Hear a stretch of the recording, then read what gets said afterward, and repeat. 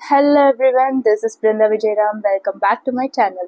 So, part 1 of ventilator series எல்லாரும் பார்த்திருப்பீங்கன்னு நினைக்கிறேன். இதுவரையும் பார்க்கலனா தயவு செஞ்சு part 1 பார்த்துட்டு அதுக்கப்புறமா part 2 பாருங்க. பிகாஸ் அதில் வந்துட்டு பேசிக்ஸ் எல்லாமே நான் சொல்லியிருக்கேன். லங்ஸோட ரெஸ்பிரேட்டரி சிஸ்டத்தோட anatomy, physiology and how it works எல்லாமே வந்து சொல்லியிருக்கேன். ஸோ அது புரிஞ்சாதான், அந்த பேசிக்ஸ் தெரிஞ்சாதான் உங்களால் இதெல்லாம் அண்டர்ஸ்டாண்ட் பண்ணிக்க முடியும். ஸோ இதுவரையும் பார்ட் 1 பார்க்கலன்னா பார்த்துட்டு வந்துடுங்க. அண்ட் இப்போ தான் சேனலை ஃபர்ஸ்ட் டைம் பார்க்குறீங்கன்னா கண்டிப்பாக சப்ஸ்கிரைப் பண்ணிவிட்டு உங்களோட ஃப்ரெண்ட்ஸ்க்கும் ஷேர் பண்ணுங்கள். கண்டிப்பாக எல்லாருக்குமே இந்த வீடியோஸ் யூஸ்ஃபுல்லாக தான் இருக்கும். அண்ட் காம்படிட்டிவ் எக்ஸாம்ஸ் ப்ரிப்பேர் பண்ணிட்டு இருக்கவங்களுக்கு நிறையா MCQs காத்துட்ருக்கு. And take your notes, get ready. So let's get into the video.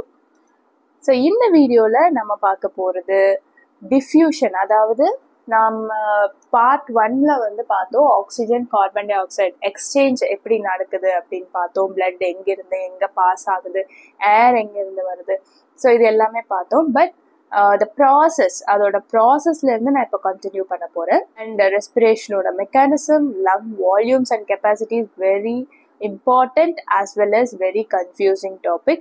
So அதையும் கிளியராக பார்க்கலாம். And pressure variations. So process of diffusion. Diffusionum important ஆன process plus osmosis இருக்கு இல்லையா, அதுவும் important ஆன process, but that will be explained in the fluid electrolyte topic. ரொம்ப important ஆன topic. So diffusion. First நம்ம diffusion பார்ப்போம். ஸோ இங்கே ஆல்வியோலை இருக்குது, ஆல்வியோலை அண்ட் இது வந்து blood vessels. Okay, so blood வெசலில் என்ன இருக்கும், கார்பன் டை ஆக்சைடு இருக்கும். அண்ட் ஆல்வியோலையில் நமக்கு நிறையா ஆக்சிஜன் இருக்கும். ஸோ இந்த கார்பன் டை ஆக்சைடு இங்கே போகணும் அண்ட் இந்த ஆக்சிஜன் நம்மளோட பிளட்டுக்கு வரணும். ஸோ இந்த ப்ராசஸ்க்கு பேர் தான் diffusion. Air moves from higher concentration to lower concentration. எப்போவுமே ஏர் ஹையர் கான்சன்ட்ரேஷன்லேருந்து லோவர் கான்சன்ட்ரேஷனுக்கு மூவ் ஆகும். ஏன்னா இங்கே ஆல்வியோலையில் நமக்கு நிறையா ஆக்சிஜன் இருக்குது, அண்ட் பிளட்டில் வந்து நமக்கு நிறையா கார்பன் டை ஆக்சைடு இருக்குது. சரியா? ஸோ ஆல்வியோலையில் இருக்கிற நிறைய ஆக்சிஜன் இருக்கு இல்லையா, ஸோ ஆல்வியோலையில் இருக்கிற ஆக்சிஜன் பிளட்டுக்கு வரும். ஏன்னா இங்கே ஹையர் கான்சன்ட்ரேஷனில் இருக்குது, இங்கே லோவர் கான்சன்ட்ரேஷனில் இருக்குது. அண்ட் கார்பன் டை ஆக்சைடு பிளட்டில் ஹையர் கான்சன்ட்ரேஷனில் இருக்குது அண்ட் ஆல்வியோலையில் லோவர் கான்சன்ட்ரேஷனில் இருக்குது. ஸோ இந்த மூமெண்ட் தான் வந்துட்டு டிஃப்யூஷன். ஃபார் எக்ஸாம்பிள், நம்ம வந்து வீட்டில் கிச்சனில் வந்து அம்மா நல்லா சிக்கன் குழம்பு வச்சுட்ருக்காங்கன்னு வச்சுக்கோங்க. ஸோ சிக்கன் குழம்பு வைக்கிறது கிச்சனில் தான், பட் வீடு முழுக்க மணக்கும் இல்லையா. ஸோ அது எப்படி வந்து அந்த ஸ்மெல் ட்ராவல் ஆகுது through diffusion. So higher concentration எது, கிச்சன். ஓகே, அது ரூம் ஃபுல்லாக, அது வீடு ஃபுல்லாக ஸ்ப்ரெட் ஆகுது இல்லையா. So that is what call diffusion. Okay, அந்த மாதிரி தான் ஹையர் கான்சன்ட்ரேஷன்லேருந்து எப்போவுமே ஏர் லோவர் கான்சன்ட்ரேஷனுக்கு போகும். Okay, so the pressure of air in the atmosphere, alveoli and blood, இது எல்லாமே வந்து வேறு வேறு ப்ரெஷரில் இருக்கும். ஓகே, அட்மாஸ்பியருங்கிறது நம்மளோட என்வாயர்மெண்ட். ஓகே, ஸோ அங்கே இருக்கிற ஏர் ப்ரெஷரும் ஆல்வியோலையில் நம்ம இன்ஸ்பிரேஷன் எக்ஸ்பிரேஷன் பண்ணும்போது ஆல்வியோலை இருக்கு இல்லையா, ஏர் சாக், அது எல்லாமே நான் வந்து ஃபஸ்ட்டு பார்ட்லேயே சொல்லியாச்சு. ஸோ அதுக்குள்ளே இருக்கிற ப்ரெஷரும் அண்ட் பிளட்டில் இருக்கிற ப்ரெஷரும் வந்து டிஃப்ரெண்ட்டாக இருக்கும். அந்த டிஃப்ரெண்ட்டான கிரேடியன்ட் இருக்கு இல்லையா, ப்ரெஷர் கிரேடியன்ட், அதாவது ஒரு இதுக்கும் இன்னொரு இதுக்கும் வந்து ப்ரெஷர் வேரியேஷன் இருக்கு இல்லையா, அதுக்கு பேர் தான் ப்ரெஷர் கிரேடியன்ட். ஸோ அப்படி இருக்கிறதுனால தான் நமக்கு ஏர் எக்ஸ்சேஞ்ச் பாசிபிள் ஆகுது. நமக்கு ஆக்சிஜன் உள்ளே போகுது, கார்பன் டை ஆக்சைடு வெளியே வர்றதுக்கு காரணமே அந்த ப்ரெஷர் வேரியேஷன் தான். ஸோ அதை பற்றி தான் நெக்ஸ்ட் பார்க்க போகிறோம். So air pressure variations. So இந்த ப்ரெஷர் வந்து என்னடா இது ஃபுல்லாக நம்பர்ஸாக இருக்குன்னு நினைக்காதீங்க. இதை பார்த்தாலே உங்களுக்கு வந்து ஒரு ஐடியா கிடைக்கும். ஓகே, ஸோ பிஃபோர் எக்ஸ்சேஞ்ச், ஏர் எக்ஸ்சேஞ்ச் ஆகிறதுக்கு முன்னாடி, ஏர் எக்ஸ்சேஞ்ச்னா கார்பன் டை ஆக்சைடு ஆக்சிஜனும் நம்ம பிளட்ல வந்து அந்த எக்ஸ்சேஞ்ச் நடக்குது இல்லையா, ஆல்வியோலை அண்ட் பிளட். ஸோ அதுக்கு முன்னாடி. அடுத்து ஆஃப்டர் எக்ஸ்சேஞ்ச், எக்ஸ்சேஞ்ச் ஆனதுக்கு அப்புறம் ப்ரெஷர் எப்படி இருக்குன்னு பாருங்க. C PO2, first oxygen. PO2னா என்னது, PO2 is partial pressure of oxygen. PCO2 is partial pressure of carbon dioxide. See partial ப்ரெஷருக்கும் வெறும் ப்ரெஷருக்கும் என்ன டிஃப்ரென்ஸ்? அதாவது நம்மளோட அட்மாஸ்பியர்லயும் சரி நம்மளோட பாடியிலயும் சரி நிறைய கேஸஸ் இருக்கும் இல்லையா. ஆக்சிஜன் இருக்கும், கார்பன் டை ஆக்சைடு இருக்கும், நைட்ரஜன் இருக்கும். So many gases are there. See for example இதுதான் அட்மாஸ்பியர்னு வச்சுக்கோங்க. ஸோ அட்மாஸ்பியர்ல நிறைய கேஸஸ் இருக்கு. ஆக்சிஜன் இருக்கு, கார்பன் டை ஆக்சைடு இருக்கு, நைட்ரஜன் இருக்கு. So many things are there. So அந்த குரூப் ஆஃப் ஏர் ப்ரெஷர் சொல்லும் போது நம்ம ப்ரெஷர்னு சொல்லலாம். பட் அதுல இருக்கிற இண்டிவிஜுவல் ப்ரெஷர், ஆக்சிஜனோட ப்ரெஷர் மட்டும் எவ்வளோ இருக்கு, கார்பன் டை ஆக்சைடோட ப்ரெஷர் மட்டும் எவ்வளோ இருக்கு, அந்த இண்டிவிஜுவல் ப்ரெஷருக்கு பேரு தான் partial pressure of oxygen or carbon dioxide. Okay, so partial pressure of oxygen இந்த அட்மாஸ்பியர் அப்படின்னா என்ன? ஆக்சிஜன் மட்டும் கொடுக்கக்கூடிய ப்ரெஷர் வந்து 160. ஓகே, அதர் தேன் தட் நிறைய கேஸஸ் இருக்கு. பட் ஆக்சிஜனோட ப்ரெஷர் மட்டும் 160. அதே மாதிரி தான் சி அட்மாஸ்பியர்ல கார்பன் டை ஆக்சைடோட ப்ரெஷர் ரொம்ப லோவா இருக்கு இல்லையா. 0.3 mmHg தான் இருக்கு. அதனால தான் நம்ம பாடியில இருந்து கார்பன் டை ஆக்சைடு வெளியே வருது. புரியுதா? நம்ம பாடியில தான் நிறைய கார்பன் டை ஆக்சைடு உருவாக்குறோம். நம்மளோட ஒவ்வொரு செல்லுமே வந்து கார்பன் டை ஆக்சைடை உருவாக்குது. ஓகே, வேஸ்ட் ப்ராடக்ட் கார்பன் டை ஆக்சைடை உருவாக்குது, அதை ஆல்வியோலைல கொடுக்குது, ஆல்வியோலைல இருந்து வெளியே வருது. ஸோ இந்த வெளியே வர்றது பாசிபிள் அப்படின்னா என்ன அர்த்தம்? அட்மாஸ்பியர்ல கம்மியா கார்பன் டை ஆக்சைடு இருக்கிறதுனாலதான் நம்ம உடம்புல இருந்து வெளியே கார்பன் டை ஆக்சைடு வருது. ஓகே, ஸோ அட்மாஸ்பியர்ல ஆக்சிஜனோட ப்ரெஷர் வந்து 160 mmHg. ஓகே, அவ்வளோ ஹையா இருக்கு. அதே வந்து டிராவல் ஆகி நம்ம ஆல்வியோலேக்குள்ளே வரும்போது அதோட ப்ரெஷர் எவ்வளோ இருக்கும்? 104 mmHg. ஓகே, ஏன்னா உள்ள நிறைய ஏர்வேஸ் எல்லாம் பாஸ் பண்ணி தான் ஆல்வியோலே கடைசியாக தான் ஆல்வியோலேக்கு வருது. ஸோ அதனால அதோட ப்ரெஷர் இன்னுமே கொஞ்சம் கம்மியாகி 104 mmHg. ஓகே, அடுத்து நம்ம பிளட்ல எவ்வளோ இருக்கு? ஆல்வியோலேல இருக்கிற ஆக்சிஜன் வந்து 104 mmHg. பிளட்ல எவ்வளோ இருக்கு அப்படின்னா 40 mmHg தான் இருக்கும். ஓகே, டீஆக்சிஜனேட்டட் பிளட் எடுத்துட்டு தானே வருது நம்மளோட பல்மனரி ஆர்ட்ரி. ஸோ அங்க 40 mmHg தான் வந்து ஆக்சிஜன் இருக்கும். ஸோ அடுத்து எக்ஸ்சேஞ்ச் நடந்து முடிஞ்சிருச்சு. ஓகேவா, ஆக்சிஜன் வந்து பிளட்டுக்கு, அதாவது ஆல்வியோலைல இருந்து பிளட்டுக்கு ஆக்சிஜன் போயிடுச்சு அப்படின்னா இந்த 40 இருக்கிறது 95 மாறிடுச்சு. கொஞ்சம் பவர் அதிகமாயிடுச்சு, ஆக்சிஜனோட பவர் பிளட்ல அதிகமாயிடுச்சு. ஏன் வந்து இந்த கம்ப்ளீட் 104மே அங்க போகல அப்படின்னா பல்மனரி வெயின்ஸ் வந்து கேரி பண்ணிட்டு போகுது இல்லையா அந்த பிளட். ஸோ அதுல வந்து கொஞ்சம் டீஆக்சிஜனேட்டட் பிளட்டும் கலக்கும். எங்க இருந்து கலக்கும் அப்படின்னா பிராங்கியல் வெயின்ஸ் அங்க இருந்தெல்லாம் வந்து கொஞ்சமா டீஆக்சிஜனேட்டட் பிளட்டும் கலக்கும். அதனாலதான் அது 104 ஃபுல்லா வந்து ஆகாது, ஃபுல் அண்ட் ஃபுல் ஆக்சிடைஸ்ட் ஆகாது, கொஞ்சமா வந்து டீஆக்சிஜனேட்டட் பிளட்டும் இருக்கும். அதனாலதான் அங்க 95 mmHg. அடுத்து ஆல்வியோலை. இந்த ஆல்வியோலை ப்ரெஷர் நான் மறுபடியும் அகைன் அடுத்து வரேன். So next carbon dioxide பார்ப்போமா. ஸோ கார்பன் டை ஆக்சைடு அட்மாஸ்பியர்ல 0.3 mmHg தான் இருக்கு, ரொம்ப கம்மியா தான் இருக்கு. அது நம்மளோட ஆல்வியோலைக்குள்ள வரும். ஸோ ஆல்வியோலைக்குள்ள எவ்வளோ ப்ரெஷர்ல கார்பன் டை ஆக்சைடு இருக்கும் அப்படின்னா 40 mmHg. ஸோ எதனால இந்த டிஃப்ரென்ஸ்? நம்ம இன்ஸ்பயர் பண்றது என்னமோ 0.3 mmHg தான். எப்படி இதாச்சு, இவ்வளோ அதிகமாச்சு? பிகாஸ் நமக்கு ஆல்ரெடி வந்து உள்ள, நான் முன்னாடியே சொன்ன மாதிரி போன வீடியோலயே சொன்னேன், லங்ஸ்குள்ள இருந்து எல்லா வால்யூம் ஆஃப் ஏரும் வெளியே வராது, எல்லா கார்பன் டை ஆக்சைடும் வெளியே வராது, உள்ள கொஞ்சம் இருக்குன்னு சொல்லியிருந்தேன் இல்லையா. ஸோ அந்த ஆல்ரெடி வந்து உள்ள இருக்கிற ஏரு பிளஸ் நம்ம இன்ஸ்பயர் பண்ற ஏரு, ஸோ எல்லாம் சேர்த்து அங்க 40 mmHg கார்பன் டை ஆக்சைடு இருக்கும் ஆல்வியோலைல. ஓகே, ஸோ பிளட்ல எவ்வளோ இருக்கும்? டீஆக்சிஜனேட்டட் 45 mmHg, எக்ஸ்ட்ராவா 5 mmHg இருக்கு இல்லையா. ஸோ அந்த இதுதான் வந்து எக்ஸ்சேஞ்ச் ஆகும். ஸோ அந்த எக்ஸ்ட்ரா கார்பன் டை ஆக்சைடை எடுத்துட்டு பிளட்ல வந்து 40 mmHg வந்துட்டு கார்பன் டை ஆக்சைடு இருக்கும். கம்ப்ளீட்டா பிளட் வந்து ஆக்சிஜன் மட்டுமே இருக்காது, கார்பன் டை ஆக்சைடும் கலந்துதான் இருக்கும். ஓகேவா. ஸோ ஆஃப்டர் எக்ஸ்சேஞ்ச் பிளட்ல 40 mmHg கார்பன் டை ஆக்சைடு இருக்கும். அடுத்து இந்த ஆல்வியோலை பார்த்தீங்கன்னா பிஃபோர் எக்ஸ்சேஞ்ச் எவ்வளோ ப்ரெஷர் அங்கே மெயின்டைன் ஆகிட்டு இருந்துச்சோ அதே தான் ஆஃப்டர் எக்ஸ்சேஞ்சும் மெயின்டைன் ஆகிட்டு இருக்கு இல்லையா? ஏன்னா நம்மளோட ப்ரீத்திங் சைக்கிள் வந்து ரிப்பீட்டடாக நடந்துக்கிட்டே இருக்கும். ஸோ நம்ம ஆல்வியோலையில் வந்து ஒரு சர்டன் அமௌண்ட் ஆஃப் ஏர் எப்போவுமே உள்ள இருந்துக்கிட்டே இருக்கும் டு ப்ரிவென்ட் த கொலாப்ஸ். சரியா?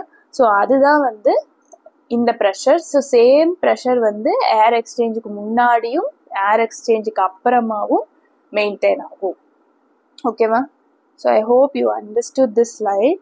ஸோ பிஃபோர் எக்ஸ்சேஞ்ச் நம்ம பிளட்ல வந்து 40 mmHg ஆஃப் ஆக்சிஜன் தான் இருக்கும். ஆஃப்டர் எக்ஸ்சேஞ்ச் 95 mmHg ஆயிடும். அதே மாதிரி 45 mmHg தான் கார்பன் டை ஆக்சைடு இருக்கும் before exchange and then it becomes 40 mmHg. Okay, and before எக்ஸ்சேஞ்சோ ஆஃப்டர் எக்ஸ்சேஞ்சோ ஆல்வியோலைல இருக்கிற ஏர் ப்ரெஷர் வந்து சேம் தான், மெயின்டைன் ஆகும். Okay, so this you have to understand. Next, mechanism of respiration. So இது எதுக்கு வந்து இம்பார்ட்டன்ட் அப்படின்னா, இந்த மெக்கானிசம் ஆஃப் ரெஸ்பிரேஷன் இது வந்து ஸ்பான்டேனியஸ், நம்ம யூஸ்வலாக நார்மல் ப்ரீத்திங் எடுக்கும் போது. But in case of ventilation எல்லாமே மாறும் இல்லையா? ஸோ அதை புரிஞ்சுக்கணும் அப்படின்னா you have to understand this. Okay, so inspiration அப்போ inspiration is an active process, expiration is a passive process. அது நான் ஆல்ரெடி வந்து எக்ஸ்பிளைன் பண்ணிட்டேன். ஓகே, இப்போ இன்ஸ்பிரேஷன் அப்போ என்ன நடக்கும் அப்படின்னா, டயஃப்ரம் இருக்கு இல்லையா, நான் எல்லாமே சொல்லியிருந்தேன். டயஃப்ரம் வந்து கீழே போகும். ஓகே, அது எதனால கீழே போகுங்கிறதையும் பார்ட் 1லயே நான் சொல்லி முடிச்சுட்டேன். I don't want to elaborate. ஓகேவா? ஸோ டயஃப்ரம் கீழே போகும்போது செஸ்ட் வால் என்ன பண்ணும்? எக்ஸ்பேண்ட் ஆகும், விரியும். ஓகே, எதனால விரியும்? அந்த மசில்ஸ் எல்லாம் இருக்கு இல்லையா, எக்ஸ்டர்னல் இன்டர்கோஸ்டல் மசில், அது கண்ட்ராக்ட் ஆகிறதுனால. Okay, next parietal pleura follows. Parietal ப்ளூராங்கிறது என்ன, விசரல் ப்ளூராங்கிறது என்னன்னு தெரியும். ஸோ பெரைட்டல் ப்ளூரா வந்து செஸ்ட் வால் விரியும் போது அது கூட போகும். ஓகே, அண்ட் டயஃப்ரமோட கூட போகும். விசரல் ப்ளூரா அப்படிங்கிறது லங்கோட அட்டாச் ஆயிருக்கும். ஸோ பெரைட்டல் ப்ளூராவை செஸ்ட் வாலும் டயஃப்ரமும் இழுக்கும். அதே மாதிரி அது வந்து விசரல் ப்ளூராவை இழுக்கும் அண்ட் தென் லங் எக்ஸ்பேண்ட்ஸ். ஓகேவா? ஸோ இங்கே மெயினாக எல்லாமே குரூப்பாக ஒர்க் பண்ணால் மட்டும்தான் இந்த இது பாசிபிள். ஓகே, இன்ஸ்பிரேஷனும் சரி எக்ஸ்பிரேஷனும் சரி. ஸோ இன்ஸ்பிரேஷன் அப்போ மசில்ஸ் எல்லாம் சேர்ந்து இழுக்குது, செஸ்ட் வால் விரியுது அண்ட் ப்ளூரா வந்து இழுத்து லங்ஸை இழுத்து பிடிக்குது. Okay, then only lungs can expand. Okay, ஏன்னா லங் வந்து எப்படின்னா ஒரு ஒரு எலாஸ்டிக் மாதிரி தான். ஓகே, நம்ம இழுத்துட்டு விட்டா உடனே சுருங்கிடும் இல்லையா, அதுதான் அந்த மாதிரி தான் இருக்கும் லங்ஸோட டெக்ஸ்சர். ஓகேவா? ஸோ கம்ப்ளீட்டாக ஒரு ஃபோர்ஸுமே இல்லை, ஒரு கனெக்ஷனுமே இல்லைன்னா கண்டிப்பாக லங்ஸ் என்ன ஆகிடும்? சுருங்கிடும். Okay, so next expiration. So expiration அப்போ இட்ஸ் அ பாசிவ் ப்ராசஸ். உடனே ஸ்ட்ரெச் ஆன மசில்ஸ் எல்லாமே ரிலாக்ஸ் ஆகும்போது என்ன ஆகும்? செஸ்ட் வால் வந்து it will come down. Okay, elastic recoil நடக்கும். Elastic recoil of lungs as well as the elastic recoil of chest wall. Okay, lungs சுருங்கும், chest wallum சுருங்கும் இல்லையா? So next, okay, to the main topic, lung volumes and lung capacities. So lung volumes, yes, so lung volumes அப்படிங்கிறது என்னன்னா amount of air, அதாவது லங்ஸ்குள்ள போற வர volume of airs தான் நம்ம பார்க்க போறோம். ஓகேவா? ஸோ லங் வால்யூம்ங்கிறது டிஃப்ரெண்ட், லங் கெப்பாசிட்டிங்கிறது different. That I will explain. Okay, see lung volume, first volume என்னது? Tidal volume. டைடல் வால்யூம் அப்படிங்கிறது ஒன்றுமே கிடையாது. நம்ம நார்மலாக ப்ரீத் பண்ணுறோம் இல்லையா, ரெஸ்ட்ல இருக்கும் போதோ நம்ம சப்கான்ஷியஸாக நம்மளோட ப்ரீத்திங் போய்கிட்டே இருக்கும் இல்லையா, நம்ம வேலை பார்க்கும்போது. ஸோ ரெஸ்ட்ல இருக்கும்போது ஓடாமல் ஆடாமல் நம்ம சும்மா உட்கார்ந்து இருக்கும் போது ஆகிற அந்த ரெஸ்பிரேஷன் இருக்கு இல்லையா, inspiration and expression, that is what call tidal volume. Normal inspiration and expiration. So inspired or expired air during normal respiration at rest is called tidal volume. அது வந்து 500 ml. உள்ள போறதும் 500 ml தான், வெளியே வர்றதும் 500 ml தான். ஓகேவா? So that is what call tidal volume. Tidal volume is very important in case of ventilator setting. Okay, so tidal volume எவ்வளோ? மேக்ஸிமம் 500 ml, approximately 500 ml தான். இன்ஸ்பயர் பண்ணும்போது 500 ml உள்ள போகும், வெளியே எக்ஸ்பயர் பண்ணும்போது 500 ml வெளியே வரும். Okay, understood. Next, inspiratory reserve வால்யூம்னா என்ன? Maximum air inspired after the tidal inspiration. So நார்மலாக வந்து ஒரு இன்ஸ்பிரேஷன் நடக்குது, அந்த 500 ml மைனஸ் பண்ணிடுங்க. ஓகே, நார்மலாக ஒரு இன்ஸ்பிரேஷன் நடக்குது, அதில் 500 ml உள்ளே போயிடுச்சு. அதுக்கு மேலே உங்களால் எவ்வளோ வந்து மேக்ஸிமம் ஏரை உள்ளே இழுக்க முடியும், அதுதான் வந்து inspiratory reserve volume. Okay, that is 2000 to 3200 ml வரையும் உங்களால் இழுக்க முடியும். ஓகே, 500 முடிஞ்சு 500 வந்து நார்மல் இன்ஸ்பிரேஷன் இல்லையா? நான் சொன்னது இன்ஸ்பிரேஷன் அப்போ 500 உள்ள போகும், எக்ஸ்பிரேஷன் அப்போ 500 ml வெளியே வரும். That is different.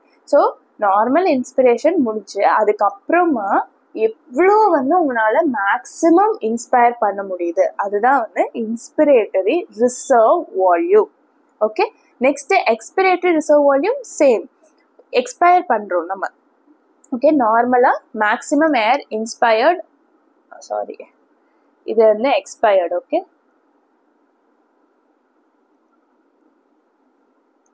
So maximum air expired after tidal expiration. Sorry அது typing error, sorry. So maximum air expired after tidal expiration. So நார்மலாக ஒரு எக்ஸ்பிரேஷன் மூச்சு விட்டுரும், அது நார்மலாக நடக்கிற 500 ml. அது போக உங்களால் மேக்ஸிமம் எவ்வளோ வந்து மூச்சு விட முடியும், ஊத முடியும். Okay, that is what call excretory reserve volume. அது வந்து 750 to 1000 ml. Okay, so inspiratory reserve volume பார்த்தீங்கன்னா இவ்வளோ நம்மளால உள்ள இழுக்க முடியுது. ஸோ அந்த அளவுக்கு லங்ஸ் வந்து விரிய முடியும், ஆனால் சுருங்க முடியாது. எக்ஸ்பிரேட்டரி ரிசர்வ் வால்யூம் கம்மியாக தான், நம்மளால எவ்வளோ மூச்சு விட்டாலும் 1000 ml மேலே நம்மளால மூச்சு விட முடியும். அதுக்கு மேலே லங்ஸ் வந்து சுருங்க விடாது. Okay, because certain amount of air எப்பவுமே லங்ஸ்குள்ள இருக்கும். ஓகே, அதனால தான் லங்ஸ் கொலாப்ஸ் ஆகாம இருக்கு. ஓகே, ஸோ அந்த வால்யூம் ஆஃப் ஏர் எப்பவுமே வந்து உள்ள இருக்கு இல்லையா? ஸோ அதுக்கு பேர் தான் என்னது? Residual volume. Okay, that is 1200 ml எப்பவுமே நம்ம அப்ராக்சிமேட்லி 1200 ml எப்பவுமே லங்ஸ்குள்ள இருக்கும். ஏர் that remain inside lungs after maximum expression. என்னதான் வந்து இழுத்து மூச்சு விட்டாலுமே அதுக்கப்புறமா கொஞ்சம் ஏர் வந்து உள்ள இருக்கும். ஓகேவா? ஸோ இந்த வால்யூம்ஸ் கிளியர் ஆயிடுச்சா? இந்த வால்யூம்ஸ் கிளியர் ஆனாதான் அடுத்தவங்களுக்கு கெப்பாசிட்டிஸ் புரியும். ஓகே, ஸோ டைடல் வால்யூம்ங்கிறது normal inspiration, normal expiration, that is 500 ml தான். ஓகே, இன்ஸ்பிரேட்டரி ரிசர்வ் வால்யூம் அப்படிங்கிறது நார்மல் இன்ஸ்பிரேஷன் போக, அதை விட்டுருங்க. அது இல்லாம உங்களால எவ்வளோ வந்து மூச்சை உள்ள இழுக்க முடியுங்கிறது inspiratory reserve volume. Normal expiration போக எவ்வளோ வந்து உங்களால மூச்சு விட முடியும், ஊத முடியும், அது வந்து excretory reserve volume. Residual volume அப்படிங்கிறது எப்பவுமே நம்ம லங்ஸ்ல இருக்கக்கூடிய வால்யூம். நீங்க எவ்வளோதான் இழுத்து மூச்சு விட்டதுக்கு அப்புறமும் உள்ள இருக்கக்கூடிய வால்யூம் தான் residual volume. Okay, so next நம்ம கெப்பாசிட்டிஸ்க்கு போவோம். ஸோ வால்யூம்ங்கிறது சிங்கிளா பார்த்தோம். ஐஆர்வி, அதாவது இன்ஸ்பிரேட்டரி ரிசர்வ் வால்யூம்னா என்ன, இஆர்வி எக்ஸ்பிரேட்டரி ரிசர்வ் வால்யூம்னா என்னன்னு தனித்தனியா பார்த்தோம் இல்லையா? பட் இது வந்து கெப்பாசிட்டிஸ் அப்படிங்கிறது ஒரு குரூப் ஆஃப் வால்யூம்ஸை சேர்த்தி சொல்றது தான் வந்து கெப்பாசிட்டிஸ். ஸோ லங்ஸ்னால எவ்வளோ வந்து ஹோல்ட் பண்ண முடியும், எவ்வளோ வந்து வெளியே விட முடியும், ஓகே, அது எல்லாம் டோட்டல் பண்றது தான் வந்து லங் கெப்பாசிட்டிஸ். லங் வால்யூம்னா single volume. Okay, group of volumes lung capacities. So inspiratory capacity எவ்வளோ வந்துட்டு இன்ஸ்பயர் பண்ணி உள்ள வைக்க முடியும் நம்ம லங்னால. So total volume of air inspired after completing normal expiration. So ஒரு சைக்கிள் ஆஃப் பிரெத், ஒரு சைக்கிள் ஆஃப் ரெஸ்பிரேஷனுங்கிறது ஒரு இன்ஸ்பிரேஷன் ஒரு எக்ஸ்பிரேஷன் தானே. ஸோ ஒரு சைக்கிள் ஆஃப் பிரெத் முடிஞ்சிருச்சு, ஓகே, ஒரு சைக்கிள் ஆஃப் ரெஸ்பிரேஷன் முடிஞ்சிருச்சு, அதாவது நார்மலா ஒரு எக்ஸ்பிரேஷன் முடிச்சிட்டோம்.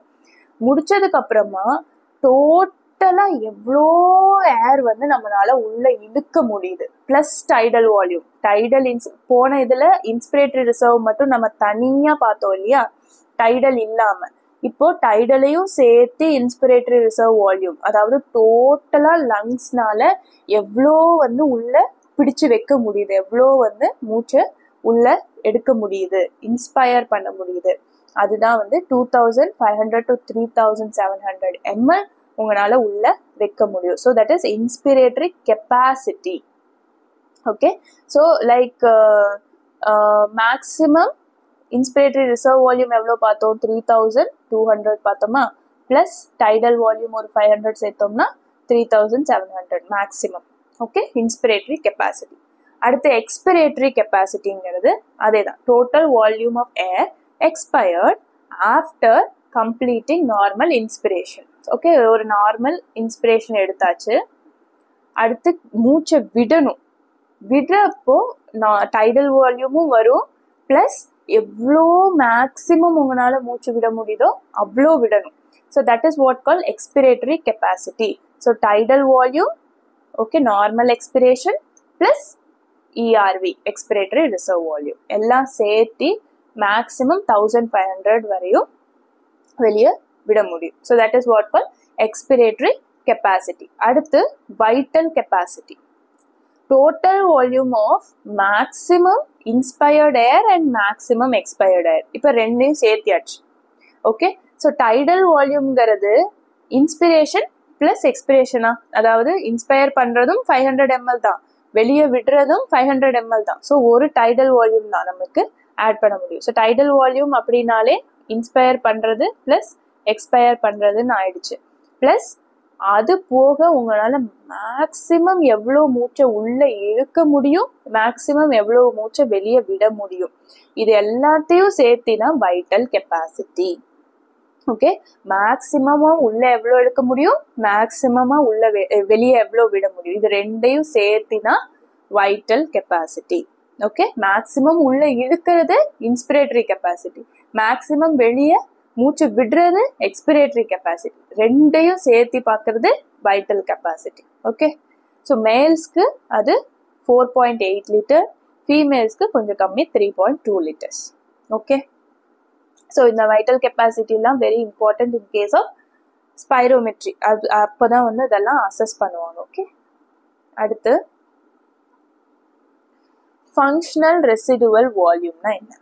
Functional residual volume அப்படின்னா the total volume of air residual volume நம்ம பார்த்தோம், that is after maximum expiration எவ்வளோ வந்து volume of air உள்ள இருக்கிறதுங்கிறது தான் residual volume. But what is called functional residual volume?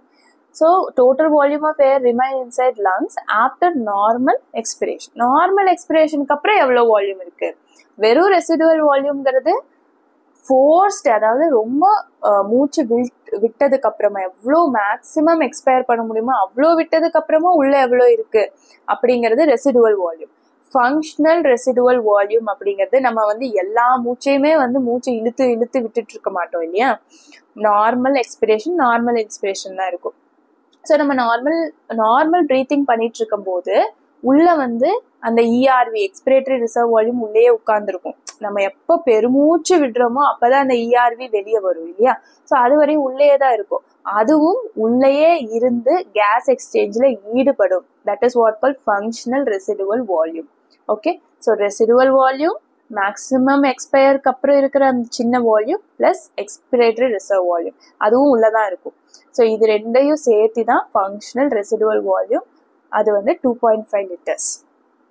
அது லங்ஸ்குள்ளேயே இருக்கிறது, எப்போ பெருமூச்சு விடுறோமோ அப்பதான் அந்த எக்ஸ்பிரேட்டரி ரிசர்வ் வால்யூம் வெளியே வரும், ஆனா என்ன பண்ணாலும் ரெசிடுவல் வால்யூம் வெளியே வராது.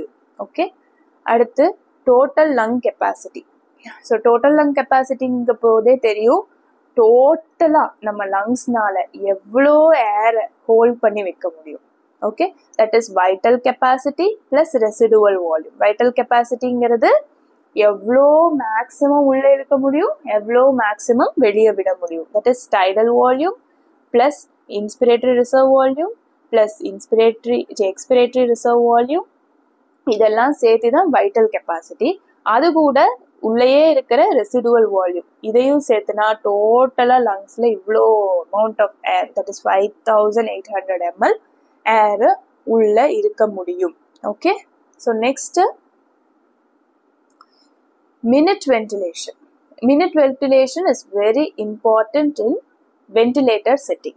Okay, minute ventilation na enna பேர்லயே இருக்கு. மினிட்னா ஒரு நிமிஷத்துக்கு. ஸோ ஒரு நிமிஷத்துக்கு நம்ம எவ்வளோ வால்யூம் ஆஃப் ஏர் எக்ஸ்பயர் பண்ணுறோம், அதுதான் minute ventilation or pulmonary ventilation. So volume of expired air in 1 minute, ஒரு நிமிஷத்துக்கு எவ்வளோ எக்ஸ்பயர் பண்ணுறோம், அதுதான் வந்து மினிட் வென்டிலேஷன். ஓகேவா? So this is minute ventilation is equal to tidal volume into respiratory rate. நம்ம tidal volume எப்பவுமே 500, respiratory rate அது வந்து வேரி ஆகும் person to person. இப்போ வந்து for example 15, நம்ம respiratory rate வந்து 15 அப்படின்னா எவ்வளோ வரும்? 7500 ml.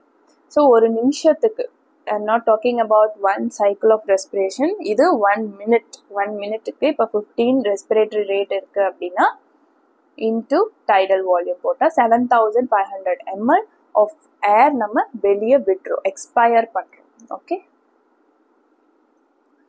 So next the clinical importance of these volumes and capacities. எதுக்காக இந்த volumes and capacities நம்ம படிக்கணும்? One is for ventilator setting. இன்னும் நிறையா வந்து யூசஸ் இருக்கு. லைக் இப்போ வந்து சர்ஜரி பண்ணியிருக்காங்க அப்படின்னா, கார்டியோதொராசிக் சர்ஜரியோ சர்ஜரி பண்ணியிருக்காங்க அப்படின்னா அவங்களோட ரெக்கவரி எப்படி இருக்கு, ஓகே, அவங்களோட பல்மனரி ஃபங்க்ஷன் எப்படி இருக்கு, அதை டெஸ்ட் பண்ணுறதுக்கு. And we can even identify some lung diseases from this. Okay, so எப்பெல்லாம் lung volumes or capacity குறையுதோ அதுக்கு ஏற்ற மாதிரி we will diagnose. Okay, so vital capacity அப்படின்னா, so vital capacity used in spirometry to check lung function இல்லையா? Spirometry நம்ம வார்ட்ஸ்லாம் பார்த்துட்டு போய் use பண்ணுறது இல்லையா? ICUs everywhere. ஆஃப்டர் சர்ஜரி நம்ம கார்டியோதொராசிக் பண்ணதுக்கு அப்புறமா கூட ஸ்பைரோமெட்ரி கொடுத்து அந்த பேஷண்ட்டை வந்து இன்ஹேல் அண்ட் எக்ஸ்ஹேல் பண்ண சொல்லுவோம் இல்லையா? ஸோ அதில் என்ன செக் பண்ணுறோம்? நம்ம வைட்டல் கெப்பாசிட்டி செக் பண்ணுறோம். வைட்டல் கெப்பாசிட்டிங்கிறது என்னது? எவ்வளோ மேக்ஸிமம் உள்ளே இருக்க முடியுது, எவ்வளோ மேக்ஸிமம் வெளியே விட முடியுது. So decreases in case of asthma, COPD, neuromuscular disease like Guillain Barre, so அந்த மாதிரியான ப்ராப்ளம்ஸ் இருக்கும்போது they can fully inspire and expire. So அப்போ வைட்டல் கெப்பாசிட்டி வந்து குறையும், அந்த வால்யூம் ஆஃப் ஏர் வந்து குறையும். ஸோ அதை வச்சு we can identify lung is not functioning properly. Okay, அடுத்து tidal volume. Tidal volume important in mechanical ventilation. Set as approximately எவ்வளோ செட் பண்ணுவாங்க? 6 to 8 ml per kg ideal body weight to prevent lung injury. So see, ideal body weightக்கும் நம்மளோட normal பாடி வெயிட்டுக்கும் என்ன வித்தியாசம் அப்படின்னா, நம்மளோட body weight இப்போ வந்து 75 kg இருக்கு அப்படின்னா அது வெயிங் ஸ்கேல்ல நம்ம பார்க்குற வெயிட். ஓகே, அது வந்து வித் ஃபேட்டு எல்லாம் சேர்த்தி நம்ம வெயிங் ஸ்கேல்ல பார்க்குற ஒரு வெயிட். ஸோ ஐடியல் பாடி வெயிட்டுங்கிறது நம்மளோட ஏஜுக்கு, நம்மளோட ஹைட்டுக்கு, நம்மளோட ஜெண்டருக்கு நம்ம எவ்வளோ கேஜி இருக்கணும், இருந்தால் ஹெல்தி அப்படின்னு ஒரு ரேஞ்ச் செட் பண்ணியிருப்பாங்க இல்லையா? That is what call ideal body weight. So நான் இப்போ ஒரு பொண்ணு இந்த ஹைட்ல இருக்காங்க அப்படின்னா, இந்த ஏஜ்ல இருக்காங்க அப்படின்னா, இதுதான் வந்து ஒரு ஹெல்தியான பாடி வெயிட், இதுதான் வந்து இருக்கணும் அப்படின்னு இருக்கு இல்லையா? So that is what call ideal body weight. So இது ஏன் ஐடியல் பாடி வெயிட்டை வச்சு நம்ம டைடல் வால்யூம் செட் பண்றோம் அப்படின்னா, நம்மளோட நார்மல் பாடி வெயிட்ல ஃபேட் இருக்கும். ஐடியல் பாடி வெயிட் பிரகாரமே எல்லாரும் இருக்க மாட்டோம் இல்லையா? இப்போ வந்து என்னோட ஐடியல் பாடி வெயிட் 65 அப்படின்னா என்னோட கேஜி வந்து 75, வெயிங் ஸ்கேல்ல பார்க்கும்போது 75 கேஜி இருக்கேன்னு வச்சுக்கோங்க. But it doesn't mean that என்னோட ஏர்வேஸும் என்னோட வெயிட்டுக்கு ஏற்ற மாதிரி பெருசாகுதுன்னு கிடையாது இல்லையா? ஸோ ஒவ்வொருத்தவங்களோட ஏர்வேஸும் செட் அந்த ஃபிக்ஸ்டு லென்த்லையும் ஃபிக்ஸ்டு அந்த விட்த்லையும் தான் இருக்கும். பாடி வெயிட் அதிகம் ஆக வந்துட்டு அந்த ரெஸ்பிரேட்டரி பேசேஜஸ் எல்லாம் பெருசாகாது இல்லையா. அதனால தான் ஐடியல் பாடி வெயிட்டை மட்டுமே வச்சு டைடல் வால்யூமும் சரி அண்ட் சில ட்ரக்ஸும் சரி only with ideal body weight they'll calculate. சில drugs for example aminoglycoside, so இதெல்லாம் வந்துட்டு ஐடியல் பாடி வெயிட்டை மட்டும்தான் வச்சு கால்குலேட் பண்ணுவாங்க. Because to prevent drug overdose. ஓகேவா, வெயிட்டுக்கு நம்ம பாடி வெயிட்டுக்கு தகுந்து கொடுத்துட்டோம் அப்படின்னா இன்கேஸ் அது வந்து அதிகம் ஆகிறதுக்கு, டோசேஜ் அதிகம் ஆகிறதுக்கு சான்ஸ் இருக்கு. பிகாஸ் சில ட்ரக்ஸ் வந்து ஃபேட்ல அப்சர்வ் ஆகாது இல்லையா. ஸோ அதே மாதிரிதான் நம்ம வந்து வெறும் பாடி வெயிட்டை மட்டும் வச்சு கால்குலேட் பண்ணி கொடுத்துட்டோம் அப்படின்னா அது வந்து ட்ரக் ஓவர் டோஸ் ஆகிறதுக்கு சான்ஸ் இருக்கு. அதே மாதிரிதான் நம்மளோட பாடி வெயிட்டை வச்சு இந்த டைடல் வால்யூம் கால்குலேட் பண்ணா வால்யூம் ஓவர் ஆகிறதுக்கு சான்ஸ் இருக்கு. That will cause lung injury. அதனால தான், ஏன்னா பலூனை ஓவரா ஊதுனா என்ன ஆகும், வெடிச்சிடும் இல்லையா. ஸோ அதே மாதிரிதான். ஸோ ஐடியல் பாடி வெயிட்டை வச்சு 6 to 8 ml per kg tidal volume set பண்ணுவாங்க இன் கேஸ் ஆஃப் வென்டிலேட்டர். அடுத்து ரெசிடுவல் வால்யூம் எப்போ செக் பண்ணுவோம்? It is increased in case of emphysema due to air trapping. cannot be measured directly by spirometry. lung function, pulmonary PFT எல்லாம் இருக்கு இல்லையா, so அதை வச்சு check பண்ணலாம். ஸோ emphysemaல என்ன ஆகும், இந்த ஆல்வியோலே வந்து பிரேக் ஆகி இல்லையா, பலூன் மாதிரி சின்ன சின்னதாக இருக்கு இல்லையா. ஸோ இந்த ஆல்வியோலே வந்து இவ்வளோ கிளஸ்டர்ஸாக இருக்கிறது பிரேக் ஆகி என்ன ஆகிடும் அப்படின்னா, லைக் இவ்வளோ கிளஸ்டர் இருக்க இடத்துல இப்படி இப்படி இப்படி அது ஒவ்வொன்றும் வந்து ஒவ்வொன்னோட சேர்ந்து அது வந்து பிரேக் ஆகிடும். ஓகே, ஸோ அவ்வளோ ஆல்வியோல இருக்காது ஏர் எக்ஸ்சேஞ்சுக்கு. அண்ட் வாட் வில் ஹேப்பன், உள்ள வர ஏர்லாம் வந்து வெளியே போகாது. So what happens, residual volume வந்து இன்க்ரீஸ் ஆகிடும். ரெசிடுவல் வால்யூம்னா உள்ளேயே தங்கி இருக்கிற வால்யூம் வந்து நார்மலை விட அதிகமாக இருந்துச்சு அப்படின்னா சம்திங் ஹேப்பன் டு த ஆல்வியோலே, அதாவது ஏர்வேஸ்ல ஏதோ பிரச்சனை இருக்கு. அந்த எலாஸ்டிசிட்டியை ஏர்வேஸ் இழந்துருச்சு, அதனால ஒழுங்கா கண்ட்ராக்ட் ஆகி ரிலாக்ஸ் ஆக முடியல. ஐ மீன் எலாஸ்டிசிட்டி இறந்துருச்சு அப்படின்றனால சுருங்கி விரிய முடியல, அதனால ஏர் வந்து முழுசா வெளியே வர மாட்டேங்குது அப்படின்னு கண்டுபிடிக்கலாம். So residual volume. அடுத்து எஃப்ஆர்சி அப்படிங்கிறது functional residual capacity plus total lung capacity. Okay, so இது வந்து restrictive lung disease, obstructive lung டிசீஸை கண்டுபிடிக்கிறதுக்கு உதவும். இன்கேஸ் ஃபங்க்ஷனல் ரெசிடுவல் கெப்பாசிட்டி, அதாவது உள்ள தங்குற air plus total lung capacity இது ரெண்டும் குறைஞ்சதுன்னா என்ன அர்த்தம் அப்படின்னா ரெஸ்ட்ரிக்டிவ் லங் டிசீஸ், அதாவது பலூன் ஊத முடியலன்னு அர்த்தம். ஸோ லங்ஸ்னால விரிய முடியலன்னு அர்த்தம். லங் கம்ப்ளையன்ஸ் வந்து ரொம்ப குறைஞ்சிருக்கு. கம்ப்ளையன்ஸ்னா என்ன? கம்ப்ளையன்ஸ்னா லங்ஸ்க்கு விரியக்கூடிய தன்மை அது வந்து குறைஞ்சிருச்சுன்னு அர்த்தம். Okay, that will happen in restrictive lung disease like pulmonary fibrosis or pneumoconiosis, in even obesity. அவங்களுக்கும் அந்த லங்ஸ்னால விரிய முடியாது, அந்த வெயிட் கம்ப்ரஸ் பண்றதுனால. Also pleural effusion and GBS, myasthenia gravis, some neuromuscular problem. So இதுலெல்லாம் லங்ஸ்னால விரிய முடியல அப்படின்னா என்ன ஆகும், உள்ள ஏரும் போகாது, ஏர் உள்ள தங்கவும் செய்யாது, எல்லாம் வந்து உடனே வெளியே வந்துடும். ஸோ ஃபங்க்ஷனல் ரெசிடுவல் கெப்பாசிட்டியும் குறையும், டோட்டல் லங் கெப்பாசிட்டியும் குறையும். ஆனால் அப்படியே opposite obstructive lung disease, for example COPD, asthma, இவங்களுக்கெல்லாம் என்ன ஆகும், உள்ள போற ஏர் வெளியே ப்ராப்பரா வராது. எக்ஸ்பிரேஷன்ல இப்போ கார்பன் டை ஆக்சைடு வந்து ப்ராப்பரா வெளியே ரிலீஸ் பண்ண முடியாது, ஏரை வெளியே விட முடியாது. பிகாஸ் இந்த பிராங்கியோல்ஸ் எல்லாம் இருக்கு இல்லையா, ஸோ அதெல்லாமே வந்து ரொம்ப நேரோ ஆயிடும், ஏர் பேசேஜ் எல்லாமே நேரோ ஆயிடும் அண்ட் அதோட எலாஸ்டிசிட்டி எல்லாம் போயிடும். அதனால ஏர்னால வெளியே வர முடியாது, உள்ளேயே தங்கி இருந்துக்கும். ஓகே, ஸோ அது இன்க்ரீஸ் ஆச்சுன்னா அப்ஸ்ட்ரக்டிவ் லங் டிசீஸ், அங்கே உள்ளேயே போக மாட்டேங்குது அப்படின்னா restrictive lung disease. So that we can find out with this volumes and capacities. So volumes and capacities avlo important. Okay, not only in the ventilator setting layum important, ena நம்ம set பண்ணணும் இல்லையா, எவ்வளோ ஏர் உள்ள போகணும், எப்படி எந்த ப்ரெஷர்ல போகணும், அதெல்லாம் செட் பண்ணணும் இல்லையா. அதுக்கு வந்து we have to know that if patient is having COPD or ஏதாவது ரெஸ்ட்ரிக்டிவ் லங் டிசீஸ்னா அதுக்கு ஏற்ற மாதிரி வென்டிலேட்டர் செட்டிங்ஸ் கொடுக்கணும். இல்லைன்னா லங் இன்ஜுரியோ இல்லை ஹைப்போ வென்டிலேஷனோ ஆகிறதுக்கு சான்ஸ் இருக்கு. ஓகே, ஒழுங்கா ஏர் உள்ளவும் போகாது, இல்லாட்டி ஓவரா போய் ஏர்வேஸ் டேமேஜ் ஆகிறதுக்கு சான்ஸ் இருக்கு. FEV1 அப்படின்னா ஃபோர்ஸ்டு எக்ஸ்பிரேட்டரி வால்யூம் இன் 1 செகண்ட். ஃபோர்ஸ்டு எக்ஸ்பிரேட்டரி, அது உங்களுக்கு புரியும் இல்லையா, நம்ம இழுத்து மூச்சு விடுறோம் இல்லையா, லைக் கஃப் பண்ண போதும் சரி, சில நேரம் வந்து ரொம்ப ஃபோர்ஸ் பண்ணி மூச்சு வெளியே விடுவோம் இல்லையா. ஸோ அந்த டைம்ல எவ்வளோ வால்யூம் ஆஃப் ஏர் எக்ஸ்பயர் ஆகுது இன் 1 செகண்ட். ஓகே, சரி, மேக்ஸிமம் நம்ம 6 செகண்டோ எவ்வளோ நேரம் வேணா வந்து எக்ஸ்பயர் பண்ண முடியும், அது அவங்களோட லங் கெப்பாசிட்டியை பொறுத்து. ஆனால் ஃபர்ஸ்ட் செகண்ட்ல நம்ம எவ்வளோ வால்யூம் ஆஃப் ஏர் வெளியே விடுறோம். Okay, we can also see like 2 second 3 second எல்லாமே பார்ப்பாங்க. பட் 1 செகண்ட்ல வந்து எவ்வளோ வால்யூம் ஆஃப் ஏர் வந்து ஃபோர்ஸ்டா எக்ஸ்பயர் பண்ண முடியுது. FVC, அதாவது forced vital capacity. Vital capacity தெரியும். ஃபோர்ஸ்டு அப்படிங்கும் போது நார்மலா இல்லாம ரொம்ப fast and forcibly as possible.